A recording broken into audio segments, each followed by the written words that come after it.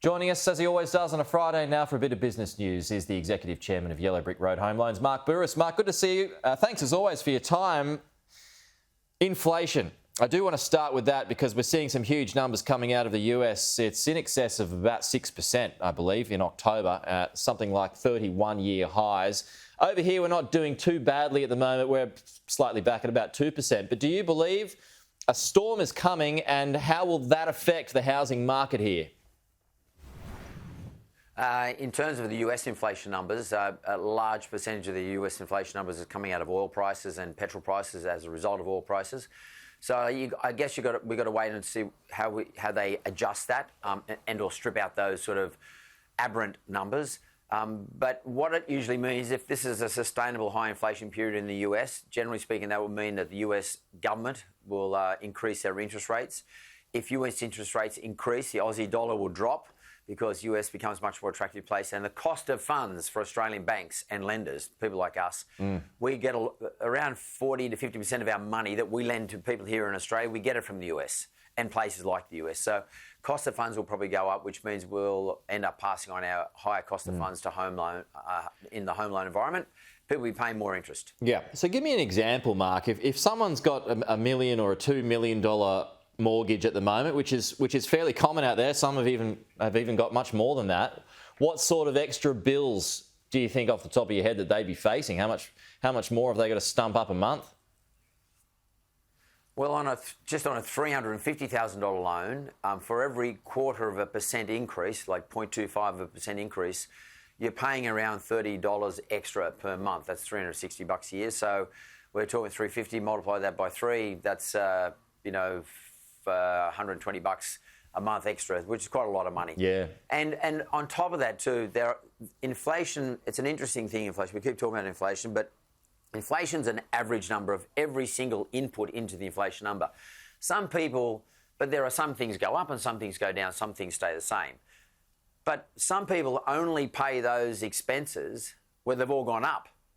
So they have a much bigger effect on them of inflation. For example, if communication costs of mobile phones or cost of petrol goes up, if you're someone who travels from the back of Sydney into the city every day, you're a tradie, and petrol prices go up, then you're going to be much more affected than somebody who catches a train and only goes two stops every day. So, we don't get into that, but that's really important.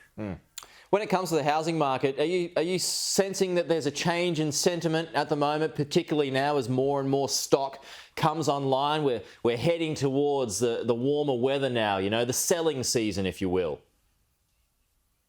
Well, it's funny. I was talking to some agents. I'm always talking to real estate agents, sort of the big names, and they're telling me that during the lockdown, people were stuck at home. They had a laser focus on investing. They were buying Bitcoin and all that sort of stuff, plus property. So the laser focus. Now they're all taking their kids to school. They're going to have a drink, a beer. They're going to have a coffee. They're going to work. They've got their business. And their focus has been taken off investing. And we're coming towards Christmas. People think about holidays. So all of a sudden, that laser focus has disappeared. And what's interesting, the agents are telling me, is that they've got more stock on their books now than they've ever had before. And another really interesting thing is this. One agent said to me yesterday is during the lockdown, people who were buyers were saying to them, how much do I have to pay to get this property? Now what they're saying is, here's my price, I'm not paying $1 more. Oh. And that's very interesting change in the dynamics. Yeah, so you're not going to see those out of control, huge bids that go way over the top. It's just, that's going to be a thing of the past for now anyway.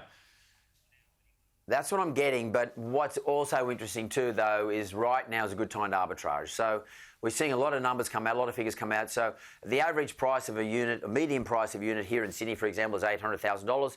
With that $800,000, you can go and buy a single detached dwelling, a house, in parts of Brisbane. In 70% of Brisbane, you can buy that. So there's a boom on in Brisbane, Mark. People are smart. But Brisbane's where people are moving towards, and there's a whole lot of reasons for it. Like, it looks like COVID is a lot better up there. They don't have the same issues up there. This weather seems to be better up there, etc. And I know you and your family are, you love that whole territory up there. It seems like Brisbane's coming of age, and lots of people are migrating to the Brisbane areas from the southern states, particularly from Victoria.